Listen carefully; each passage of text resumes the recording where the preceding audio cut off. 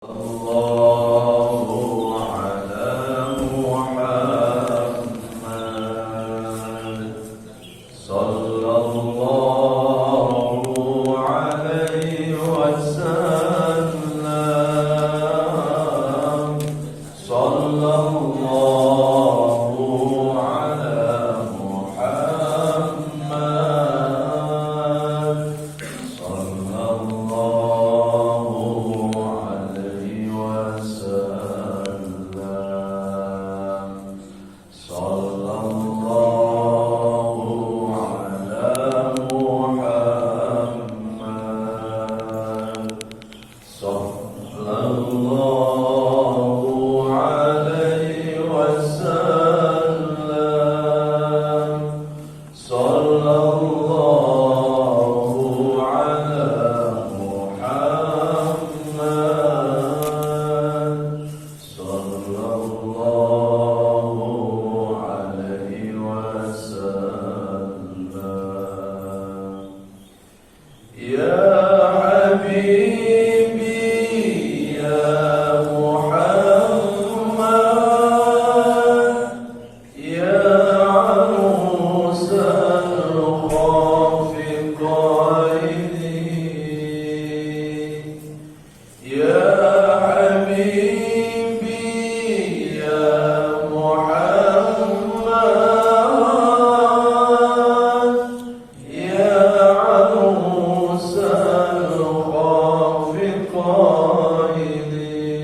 الخافقين يا مؤيد يا ممجد يا إمام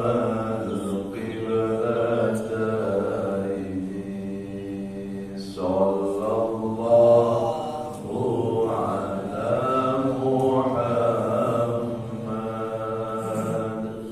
صلى الله عليه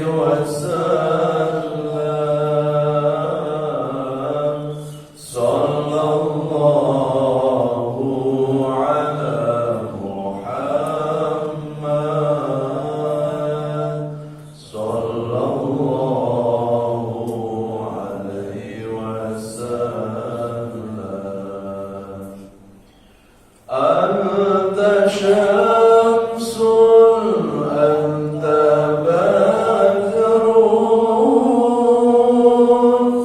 أنت نور فوق نوري أنت شمس أنت بدر أنت نور فوق نوري أنت إكسير وغالي أنت مصباح الصدور صلى الله على صلى الله عليه وسلم صلى الله على محمد صلى الله عليه وسلم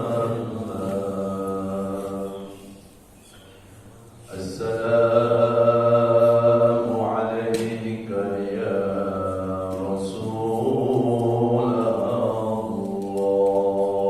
الله salam rindu untukmu ya Rasulullah السلام عليك يا سيدي يا حبيب الله terimalah kami menjadi umatmu ya Rasulullah Assalamu alayka ya sayyidana wa وحبيبنا وشفيعنا وقرة أعيننا ومولانا محمد وعلى آله وصحبه وبارك وسلم أجمعين.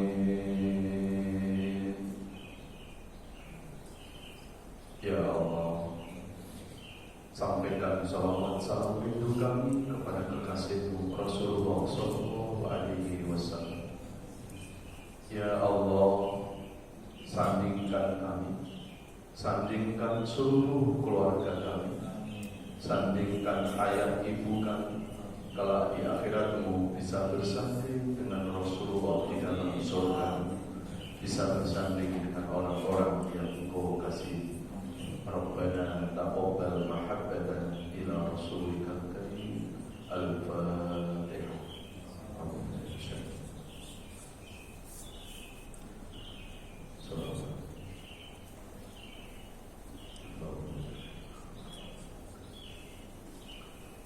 Assalamualaikum warahmatullahi wabarakatuh.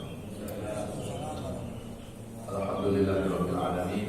Allahumma shalli ala nabiyyina Muhammadin wa ala alihi wa ashabihi ajma'in. Rabbi zidna ilma wa alhiqna bis-shalihin wa tawaffana muslimin. Amin ya Allah ya rabbal alamin. Bapak Ibu jemaah salat subuh yang dirahmati Allah, alhamdulillah kita bersyukur kepada Allah berkat izin dan irodahnya kita masih diberikan nikmat sehat, nikmat panjang umur.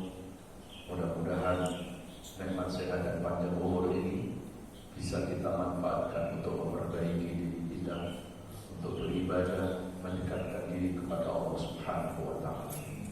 Karena semua kita datang dari Allah dan semua kita telah pasti akan kembali kepadanya.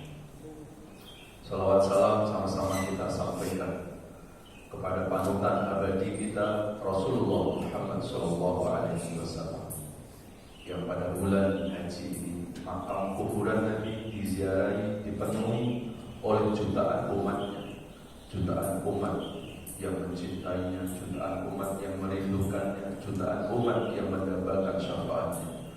Mudah-mudahan kita semua termasuk umat yang mencintai Nabi, dan semoga Nabi mencintai kita. Amin ya Rabbal alamin. Baik Bapak Ibu jamaah sekalian, seperti biasanya kajian kita adalah tadabbur Al-Quran, yaitu renungan-renungan di bawah naungan ayat-ayat suci Al-Quran. Kali ini kita akan mengangkat satu tema, yaitu hamba-hamba pilihan. Semoga kita termasuk di dalamnya. Amin ya Rabbal alamin. Kita akan membuka Al-Quran surat Yunus, surat 10 ayat 62, 63, 64. Surat Yunus ayat 62 sampai 64. A'udzubillahi minasyaitonir rajim. Bismillahirrahmanirrahim.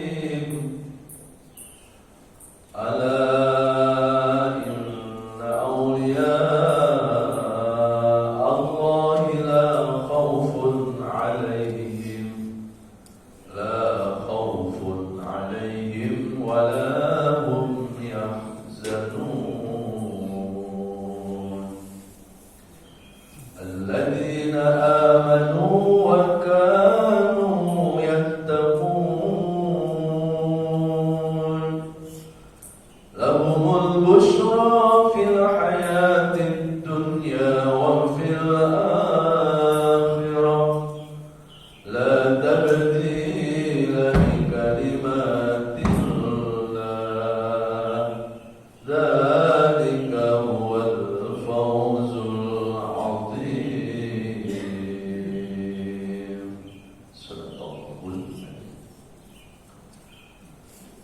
yang artinya, ingatlah sesungguhnya para wali-wali Allah, para kekasih-kekasih Allah, la khaufun alaihim, mereka adalah orang-orang yang tidak dihantui ketakutan, baik dalam menghadapi kehidupan maupun menghadapi kematian. Walahum yahzanun, dan mereka adalah orang-orang yang tidak larut dalam kesedihan.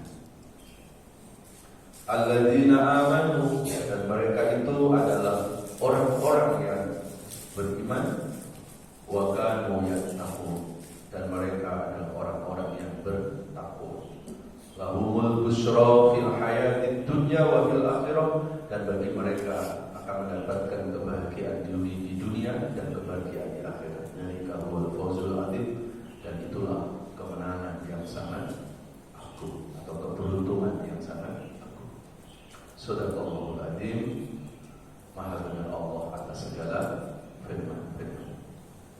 Bapak Ibu jamaah sekalian, di dalam surat Yunus ayat 62 sampai 64 tadi Allah menjelaskan para kekasih-kekasih Allah atau hamba-hamba super, hamba-hamba pilihan. Karena tidak semua orang mampu menjadi aulia Allah. Aulia itu jamak dari kata wali. Tidak semua orang itu menjadi kekasihnya Allah. La ya'riful wali illallah, la ya'riful wali illal wali. Jadi ada beberapa riwayat, tidak akan seseorang itu tahu dirinya wali kecuali yang tahu hanya Allah. Makanya kalau ada orang ngaku-ngaku wali, pasti bukan wali. Mungkin wali, tapi apa? Wali murid, wali nikah, apa ya. Jadi yang tahu seseorang itu wali, kekasih Allah, ya Allah yang tahu. Makanya kalau ada orang ngaku wali, pasti bukan wali. Sama seperti kalau ada orang ngaku dirinya orang baik, pasti bukan orang baik. Itu karena orang baik itu gak butuh status pengakuan dari manusia. Orang baik itu hanya butuh status pengakuan dari Allah Subhanahu wa ta'ala. Dia gak peduli dengan penilaian manusia. Karena orang-orang yang menjadi kekasih Allah, dia hidupnya hanya bergantung, bersandar kepada Allah. Itulah ciri-ciri hamba pilihan, hamba yang dikasihi oleh Allah Subhanahu wa ta'ala. Lalu siapa mereka itu? Apa ciri-ciri seorang walinya Allah itu? Yang pertama adalah la khaufun alaihim, yaitu orang-orang yang tidak pernah dihantui ketakutan dalam menghadapi hidup. Ya. Jangankan menghadapi hidup, menghadapi kematian saja, seorang yang sudah menjadi walinya Allah, seorang wali itu orang yang makrifat kepada Allah. Orang yang makrifat adalah orang yang mengenal Allah. Ya. Maka buat orang-orang yang sudah mengenal Allah, kematian bukan untuk ditakuti, tapi kematian itu untuk dipersiapkan. Kematian bukan untuk ditakuti, justru kematian itu untuk dirindukan. Ini buat para kekasih Allah. Kenapa kok para kekasih Allah itu merindukan kematian? Karena buat para kekasih Allah, kematian adalah awal perjumpaan seorang hamba dengan kekasih abadinya Allah Subhanahu wa ta'ala. Ini para kekasih-kekasih Allah, saat sudah ketemu Allah, mereka sangat mendapatkan kebahagiaan. Seorang kekasih akan hilang kerinduannya saat sudah bertemu dengan kekasih. Dan inilah yang Allah jelaskan dalam Al-Quran, surat Al-Ankabut, surat 29 ayat 5. Dan inilah ayat Allah jelaskan dalam surat Kahfi, surat 18 ayat 110. A'udzubillahi minasyaitonir rajim. Al-Ankabut dulu, surat 29 ayat 5. Bismillahirrahmanirrahim. Wa man kana yarju liqa'a Allahi fa inna ajalallahi la'at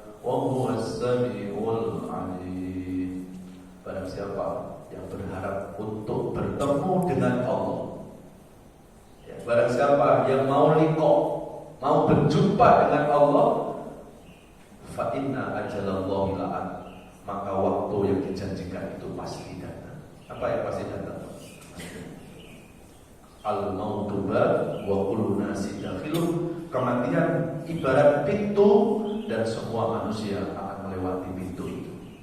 Maka kematian sesuatu yang keniscayaan. Ya, kematian adalah sesuatu yang pasti. Karena kematian pasti ya harusnya bukan untuk ditakuti. Karena setakut-takutnya mati juga, Pak. Ya. Seberani-beraninya kita dengan mati, ya Allah aku minta mati sekarang, nggak bisa juga. Karena kematian itu nggak ada hubungannya dengan permintaan, nggak ada hubungannya dengan rasa takut, nggak ada hubungannya dengan keberanian. Kematian nggak ada hubungannya dengan sehat, kematian nggak ada hubungannya dengan sakit, kematian nggak ada hubungannya sama usia tua, dan kematian nggak ada hubungannya dengan usia muda. Kematian itu hubungannya dengan takdir Allah. Kamin sohihin yamutu bilwalillah. Berapa banyak orang yang badannya sehat meninggal tanpa gejala. Berarti kematian gak ada hubungannya sama sakit. Maka ingat mati gak usah nunggu sakit, Pak. Kan sehat pun kematian bisa datang dengan tiba-tiba. Ingat mati gak usah nunggu usia tua. Karena berapa banyak orang-orang yang belum usia tua sudah dipanggil oleh Allah Subhanahu wa ta'ala. Kematian itu hubungannya dengan takdir Allah. Itu yang Allah jelaskan dalam surat Al-A'raf surat ke-7 ayat 34. Walikulli ummatin ajal fa idza ja'a ajaluhum la yastakhiruna sa'atan wa la yastaqdimun. Ketika ajal sudah datang, tidak bisa maju, tidak bisa mundur. Ya. Inilah kematian. Kita kembali kepada pembahasan kita. Para kekasih Allah, para wali-walinya Allah itu tidak pernah dihantui ketakutan dalam menghadapi hidup maupun kematian. Yang ngapain? Orang-orang yang beriman kepada Allah takut dengan menghadapi hidup, sementara hidup sudah diatur oleh Allah. Kita manusia hanya tinggal menjalani saja, Pak. Kita nggak bisa mengatur Tuhan. Kita nggak bisa memaksa Allah untuk mengikuti kemauan kita. Kita nggak bisa paksa Allah untuk mengikuti selera kita. Hidup ini bukan mau-maunya kita, Pak. Hidup ini hakikatnya adalah mengikuti apa yang dimaui oleh Allah. Apa yang terjadi dalam hidup ini ketetapan Allah. Dan kita manusia itu bergerak mengikuti gelombang takdir. Maka peristiwa sama takdir itu duluan takdir. Takdir ditulis dulu, lalu peristiwa akan bergerak mengikuti gelombang takdir itu. Itu yang Allah jelaskan dalam surat Al-Hadid surat 57 ayat 22 ayat 23. Al-Hadid surat 57 ayat 22 sampai 23. A'udzubillahi minasyaitonir rajim. Bismillahirrahmanirrahim. Ma asaba min musibatin fil ardi wala fi anfusikum wala fi anfusikum illa fi kitabim min qabli an nabra'aha inna dhalika 'ala Allahi yasir likay la ta'saw 'ala ma fatakum wa la tafrahu bima atakum wallahu la yuhibbu kulla mukhtalin fakhur. Sadaqallahul Al-Hadid surat 57 ayat 22 sampai 23. Ma'asoba min musibah, tidak ada peristiwa yang terjadi di muka bumi, tidak ada peristiwa bencana musibah yang menimpa kita kecuali itu sudah ditulis oleh Allah. Sudah takdirkan oleh Allah, sudah diskenariokan oleh Allah sebelum peristiwa itu terjadi.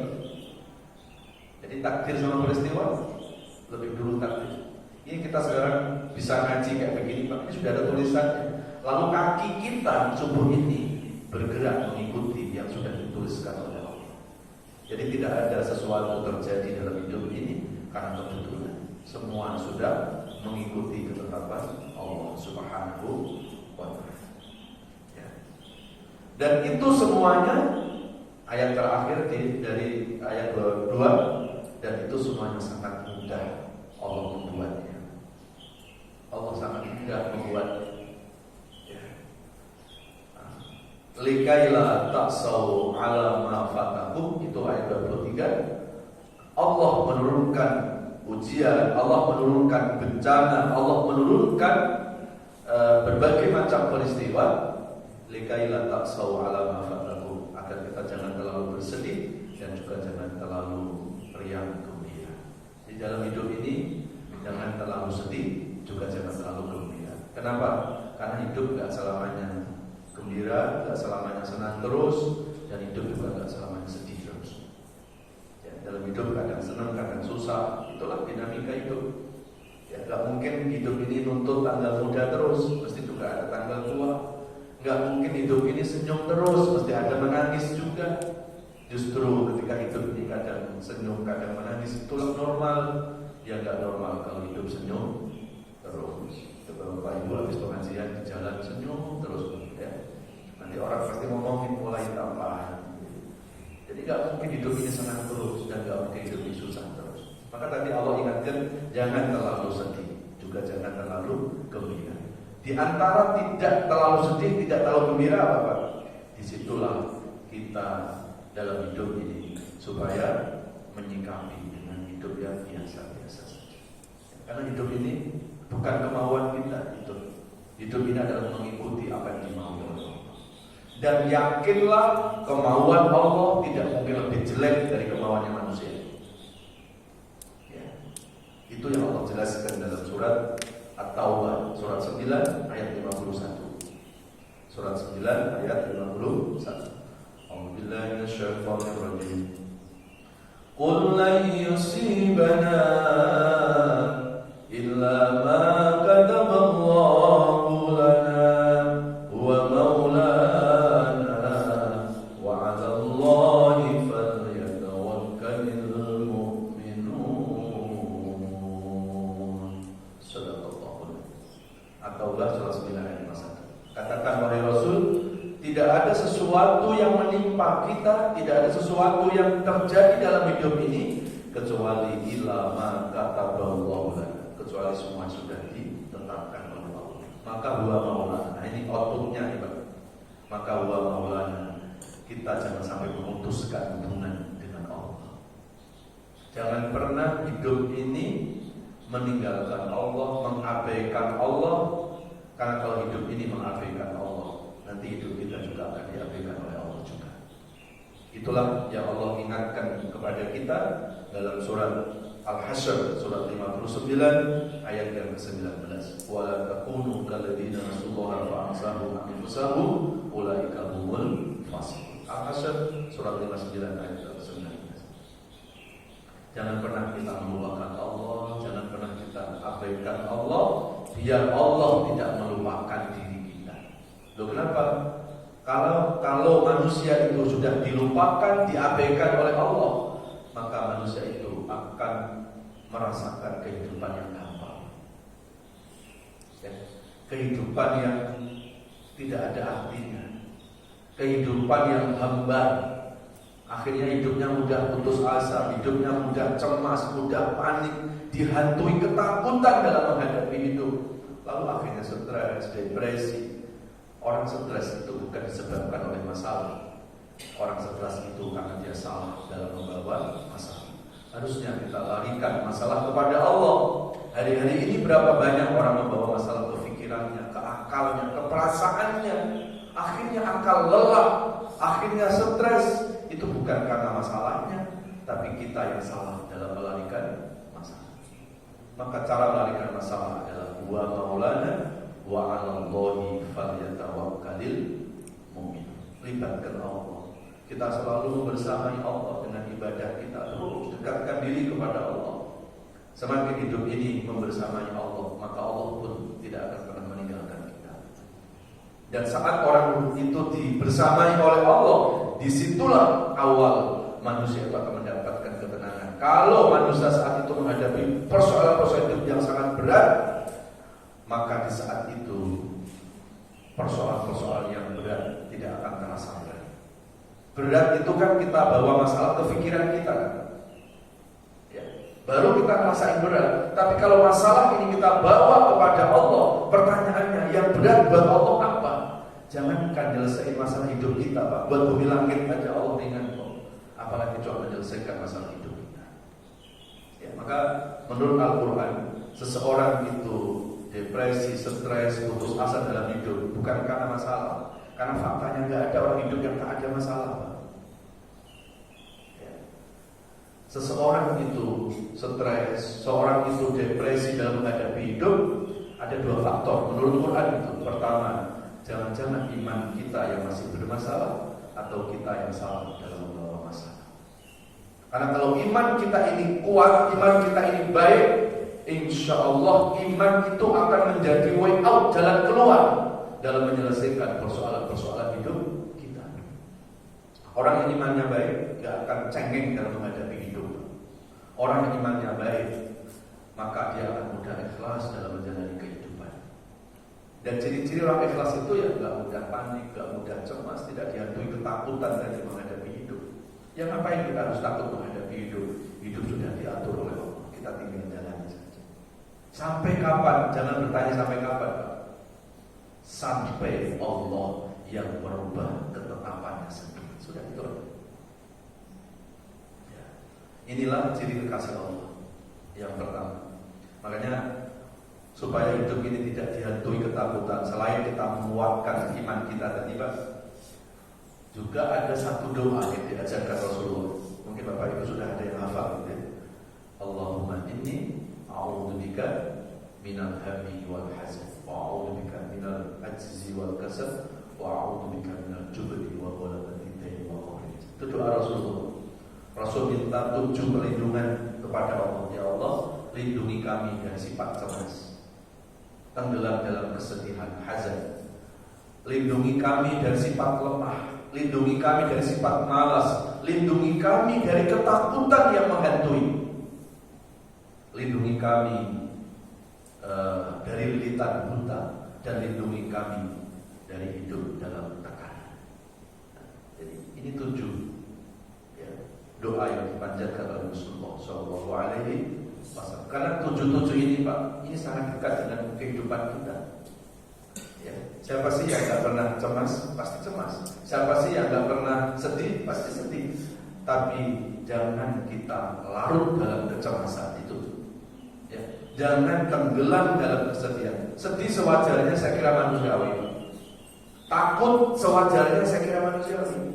Tapi kalau dihantui ketakutan, itu menyiksa diri, Pak. Ya. Seperti kita masih ingat bagaimana 2 tahun saat COVID lagi tinggi-tingginya, bagaimana perasaan kita dihantui ketakutan. Akhirnya kita tidak tenang. Berarti ketika hidup ini mau tenang, salah satu caranya adalah jangan hidup ini dihantui ketakutan yang berlebihan. Ya. Hati-hati ya, waspada ya, tapi tidak kemudian dalam kepanikan, tidak kemudian kita dihantui dengan ketakutan. Jamaah sekalian yang dirahmati Allah. Ini yang pertama ya. Lalu siapa hamba pilihan yang kedua? Pak, siapa wali Allah yang kedua itu? Wala hum yahzan. Kembali ke surat Yunus ya. Surat 10 ayat 62. Yang kedua ciri wali-walinya Allah, ciri kekasih Allah adalah wala hum yahzan. Mereka tidak dihantui, tidak tenggelam dalam kesedihan. Ya. Wala tahinu wala tahzanu wa antumul a'launa in kuntum mu'minin. Kalau kita benar-benar beriman, kata Allah, jangan terlalu bersedih. Ya sedih sewajarnya, tidak apa-apa itu. Ya. Seperti takut sewajarnya, ya, itu sifat manusia gitu. Seperti orang takut mati, wajar, tapi jangan dihantui ketakutan. Ya, orang kalau dihantui ketakutan, Pak, justru itu akan menurunkan imun. Makanya kenapa orang yang diindikasikan kena COVID pada saat itu, mereka langsung drop. Dan kalau ini enggak dikuatkan mentalnya, kalau bicara mental kan berarti bicara spiritual kan? Fisik sudah lemah loh, Pak. tinggal mental saja, ikut lemah juga ya sudah. Ya. Jadi sebetulnya yang membuat beratnya penyakit bukan hanya faktor penyakitnya yang menyerang fisik, tapi penyakit yang sudah menghantam mental itu. Ya, karena saya merasakan Pak, bagaimana merasakan perawatan COVID yang sangat horor. Saya merasakan Pak. Ya, kalau hanya kena COVID, isoman di rumah, ya di rumah masih ada istri dan anak.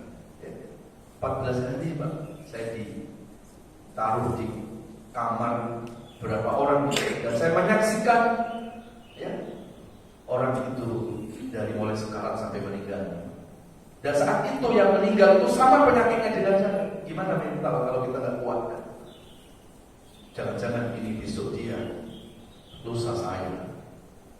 Ya, 5 orang di sebelah saya meninggal dulu. Saya tahu bagaimana proses karatnya itu sampai mendekur terakhir saya tahu. Dan bagaimana dokter suster itu luar biasa. Saya menyaksikan itu.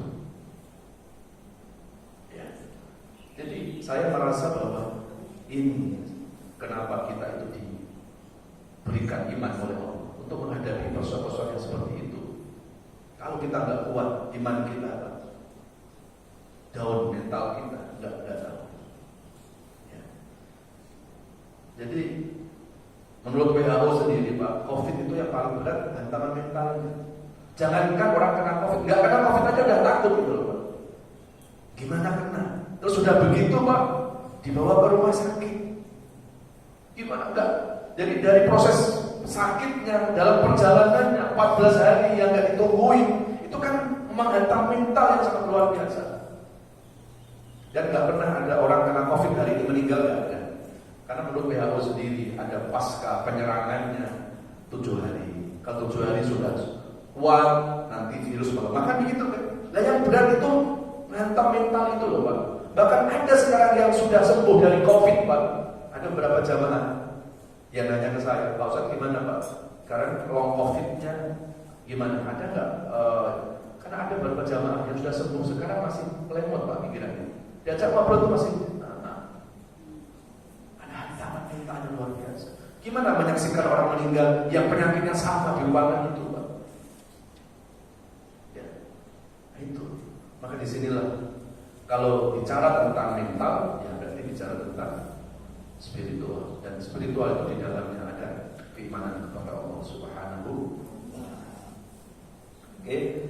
Kemudian ayat yang ke-63 tadi 62, sekarang turun ke bawah. Siapa lagi hamba yang dikasihi oleh Allah? Siapa orang yang menjadi wali Allah? Yang ketiga, alladzina amanu, yaitu orang-orang yang selalu menguatkan iman. Ya. Dan yang keempatnya, wa kanu yattaqun, dan mereka adalah orang-orang yang bertakwa kepada Allah. Iman dan takwa. Emang apa bedanya iman sama takwa? Iman itu sebuah proses untuk mengenal Allah. Kalau takwa itu hasil dari iman. Jadi, saya ambil contoh ini. Kita ngaji, ini proses iman. Maka yang merasa beriman wajib ngaji. Kita sholat itu proses iman. Maka siapa yang beriman wajib sholat. Kalau dia beriman dan sholat, ya diragukan keimanannya. Maka iman itu proses untuk mendekati Allah. Lalu takwa itu hasilnya. Seperti kita ngaji ini proses iman. Hasil pengajian bukan dilihat siapa ustadznya, berapa lama kita ikut kajian, berapa kali kita mengaji, gak di situ.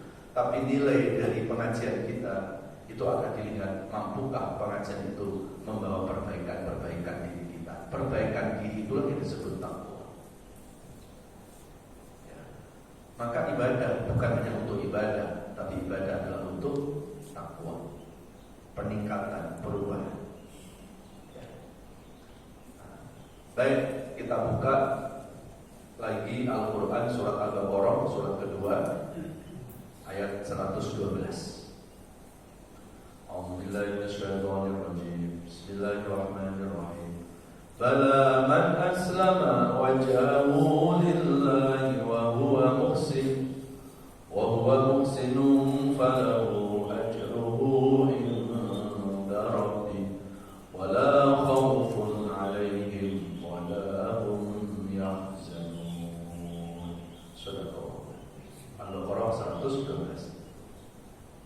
barang siapa yang hidupnya selalu aslam, tunduk, patuh, berserah kepada Allah, lalu wahwa muhsin, diwarnai hidupnya dengan berbuat kebaikan, baginya akan mendapatkan pahala yang besar, dan dalam kehidupannya tidak akan dihantui ketakutan dan tidak tenggelam dalam kesedihan.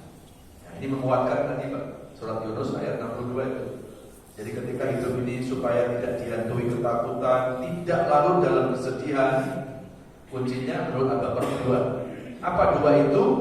Yang pertama adalah aslama wajhahu lillah. Hidup ini harus selalu connect dengan Allah. Hidup ini harus selalu nyambung terus dengan Allah. Jangan putus hubungan dengan Allah. Ya. Kemudian yang kedua adalah muhsin. Apa muhsin itu Pak? Mewarnai hidup dengan banyak berbuat kebaikan. Jadi ini digandengkan tuh antara hubungan vertikal kita dengan amal soleh kita. Kenapa kita disuruh untuk berbuat baik? Karena berbuat baik itu berbanding lurus dengan kebahagiaan hidup kita. Maka ketika kita selalu berharap, selalu berdoa sama Allah, ya Allah berikan hidup yang bahagia, kuncinya ya dua ini. Hidup ini harus nyambung sama sumber kebahagiaan Allah. Dan yang kedua, warnai hidup ini dengan banyak berbuat kebaikan. Kalau kita nggak bisa membahagiakan orang, jangan nyusahin orang. Kalau kita nggak mampu menolong orang, ya jangan kita membuat sulit hidupnya orang. Ya. Karena kebaikan itu berbanding lurus dengan kebahagiaan. Ini rumus yang Allah jelaskan dalam Quran. Kalau kebaikan berbanding lurus dengan kebahagiaan, lalu dosa gimana? Berarti rumusnya dosa berbanding lurus dengan kesengsaraan.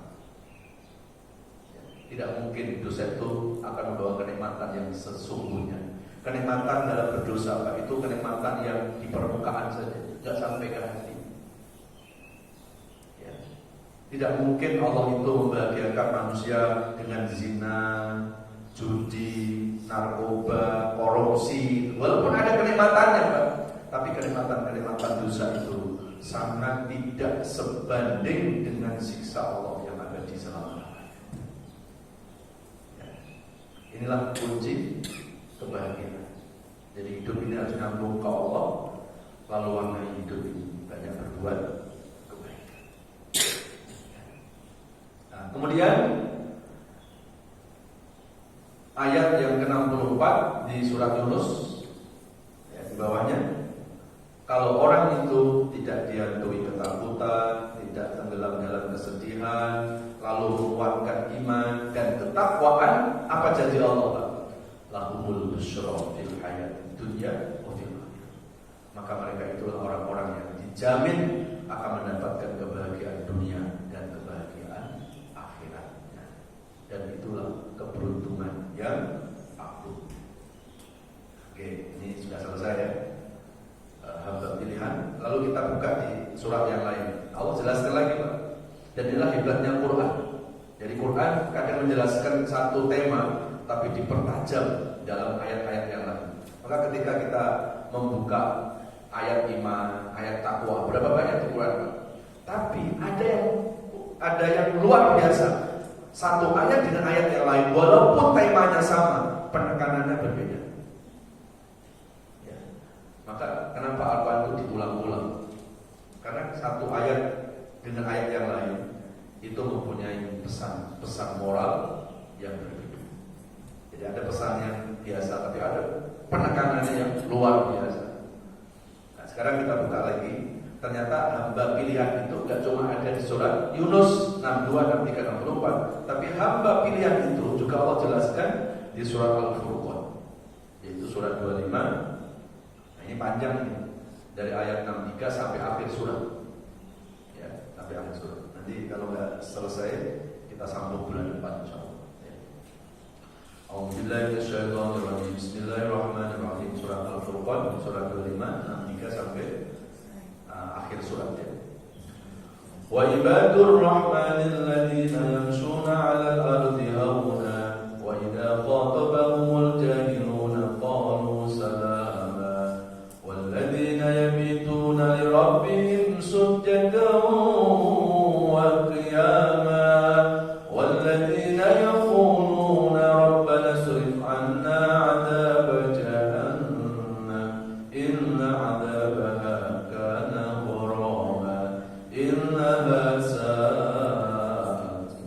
مستقرا ومقاما والذين إذا أنفقوا لم يسرفوا ولم يقتروا وكان بين ذلك قواما والذين لا يدعون مع الله إلها آخر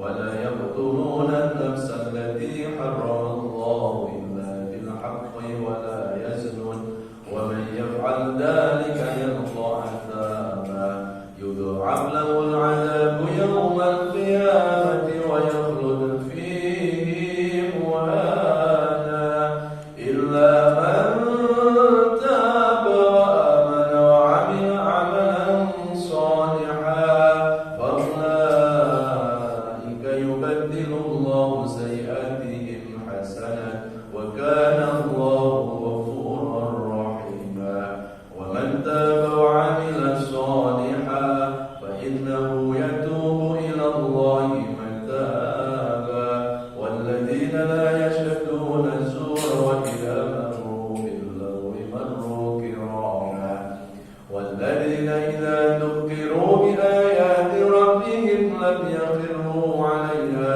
سما وعميانا والذين يقولون ربنا هب لنا من أزواجنا وذرياتنا قرة أعين واجعلنا للمتقين إماما أولئك يجزون الغرفة بما صبروا ويلقون فيها تحية وسلاما خالدين فيها حسنت مستقرا ومقاما قل ما يعبأ بكم ربي لولا دعاؤكم فقد كذبتم فسوف يكون لزاما. Sadaqallahul. Itu ayat yang menjelaskan tentang hamba pilihan. 63 sampai berapa? Berapa? 7 ya. Sepertinya nggak mungkin kita bisa selesaikan ya. Nah, kita ambil salah satunya saja. Ayat 63. Wa ibadur rahman, hamba-hamba yang dicintai oleh Allah. Sama sebetulnya. Kalau tadi di surat Yunus 62 itu Allah menggunakan redaksi bahasa aulia, kasih Allah. Ibadur rahman juga sama. Ibadur rahman, hamba-hamba Allah yang dicintai, hamba-hamba Allah yang disayang. Siapa mereka itu? Nah, kalau surat Yunus 4 tadi ciri-cirinya. Di surat Al-Furqan lebih banyak lagi. Di antaranya adalah hamba yang dicintai oleh Allah adalah alladzina yamshuna 'alal ardi hauna, yaitu orang-orang yang hidup di muka bumi tidak punya sifat sombong. Itulah hamba yang dicintai oleh Allah ya. Karena sombong itu sifatnya Allah Pak. Kalau kita buka di Asmaul Husna itu ada wallahu alladzi la ilaha illahu alimul ghaibi wa syahadah wa rahmanur rahim wallahu alladzi la ilaha illahu wal malikul quddus salamul mu'minul muhaiminul azizul jabbarul mutakabbir. Mutakabbir itu adalah sifat Asmaul Husna, sifatnya Allah. Jadi yang pantas sombong itu bukan kita Pak. Yang pantas sombong itu hanya Allah Subhanahu wa taala. Ya kenapa? Yang pantas sombong hanya Allah. Ya, karena semua ini milik Allah. Jangankan harta, jangankan jabatan kita, nyawa kita aja bukan milik kita. Nyawa kita punya Allah. Maka apa yang bisa kita sombongkan dalam hidup ini? Tidak ada di hadapan Allah. Ya, sombong karena harta. Allah ingatkan di surat Kahfi, surat 18 ayat 46. Al-malu wal banuna zinatul hayatid dunya. Harta anak-anak itu hanya sebagai aksesoris, perhiasan, keindahan dari kehidupan dunia. Yang namanya keindahan itu tidak akan bertahan lama. Ya. Seseorang ganteng, cantik ganteng itu akan berubah sesuai dengan pergeseran masa. Tidak bisa kita menyombongkan karena fisik kita, harta. Itu Allah ingatkan di surat Kahfi 18 ayat 46. Ya. Jadi nggak ada alasan karena kaya, karena kita punya jabatan, terus kita menyombongkan diri di hadapan Allah Subhanahu wa Ta'ala. Ya. Lalu yang kedua, yang biasanya buat orang sombong apa? Ilmu, Pak. Allah ingatkan juga di surat Al-Isra surat 17 ayat 85. Di akhir ayatnya, wa ma utitu minal ilmi illa qalil. Tidaklah aku berikan ilmu kepada manusia kecuali ilmu yang sangat sedikit. Lalu apa yang kita sombongkan? Karena ilmu kita sangat sedikit.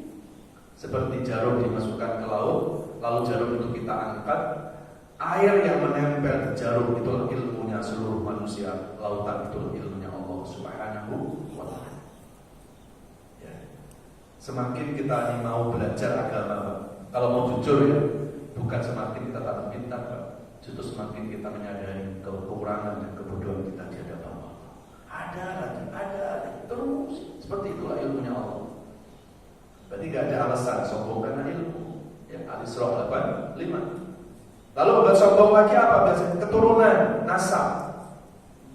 Allah berikan contoh keturunan seorang nabi, anak istrinya kafir kepada Allah. Berarti gak boleh sombong karena nasab. Kalau bapak kiai pasti anak kiai gak boleh, Pak. Kalau bapaknya preman pasti anak gak boleh. Karena Allah bisa menjadikan orang soleh dari siapapun orang yang Allah kehendaki. Ya, itu Allah jelaskan dalam surat At-Tahrim surat 66 ayat yang ke-10. Wa daraballahu masalan lil ladzina kafaru imra'atan nuhin wa imra'atan lut kanata tahta 'abdaini min ibadina shalihain fa khalatahuma falam yughniya anhuma min Allahi syai'a wa kilahuma nar ma'ad dakhil. Allah memberikan dua contoh seorang nabi yang anak istrinya kafir kepada Allah. Nah, dari sini kita tidak boleh mengandalkan keturunan. Ya.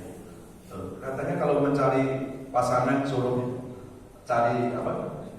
Bobot, bibit, apa? Bobot, nah, pokoknya itu. Kok di situ nggak menekankan karena nasab? Kan hadisnya nggak cuma itu, Pak. Kalau hadisnya kan lengkapnya begini, wa tunkahul arba'a bi arba'atin. Wanita dinikahi karena 4. Di antaranya cantik, kaya, nasab. Tapi fa'ilam takul. Kalau nggak ada tiga-tiganya, ini penekanannya apa? Faktar bid'atin. Carilah wanita karena agama. Di nasab bukan sesuatu yang menjadi ukuran pasti baik, enggak. Tapi agama yang menjadikan orang itu pasti baik. Ya, lalu apa lagi yang biasa orang sombong? Ilmu sudah tadi, harta sudah, terus apa? Nasab sudah, fisik. Nah, ada orang sombong karena fisik. Nah, kita bisa Allah ingatkan dalam surat Yasin surat 36 ayat 68 itu. Wa man nu'ammirhu nunqisu fil khalqi afala yaqilu. Barang siapa yang Allah panjangkan usia akan dikurangi fisik. Tidak ada orang tambah tua tambah kuat, enggak. Jadi gak ada yang bisa kita sombongkan. Terus apa lagi? Harta udah, ilmu udah, nasab sudah, fisik sudah. Terus apa lagi? Jabatan terakhir almarhum. Ya udah, terakhir. Maka sekarang jangan mau, Pak, dikasih gelar almarhum belum. Tapi jabatan terakhir kita almarhum juga. Mau presiden ujungnya almarhum, mau menteri ujungnya almarhum. Itu jabatan terakhir kita. Ya. Ali Imran surat ketiga 185. Kullu nafsin dha'iqatul maut. Kita semuanya akan mati. Ya. Jadi nggak ada alasan kita untuk sombong. Sudah Allah ingatkan semuanya. Harta, ilmu, jabatan, nasab semuanya. Ya.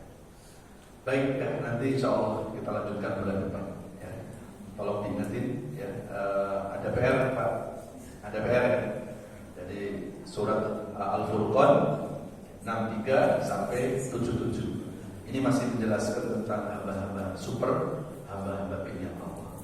Semoga kita termasuk di dalamnya. Amin ya Allah ya Rabbal. Cukup? Ada yang bertanya? Cukup ya?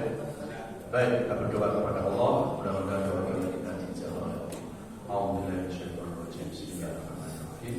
Alhamdulillahirabbil alamin. Allahumma shalli ala Muhammad wa ala alihi wa sahbihi wa barik wasallim ajmain. Ya Allah, bila hidup ke depan kami masih membawa kebaikan-kebaikan, mohon panjangkan usia kami, ya Allah. Berikan kesehatan jasmani rohani kami, Angkat seluruh penyakit-penyakit kami ya Allah, baik penyakit fisik maupun penyakit hati yang susah diobati. Berikan keikhlasan dan kesabaran dalam menjalani sisa-sisa hidup ini ya Allah. Dari mulai hari ini sampai Engkau mencabut nyawa kami, tetapkan iman dan Islam kami ya Allah, sehingga hanya nama-Mu yang kami sebut ketika kami menghembuskan nafas terakhir kami. Wassalamualaikum warahmatullahi wabarakatuh. Walhamdulillahirabbil alamin. Demikianlah yang bisa disampaikan. Kalau ada kekurangan mohon bukan itu besar-besarnya. Wabillahi taufiq wal hidayah.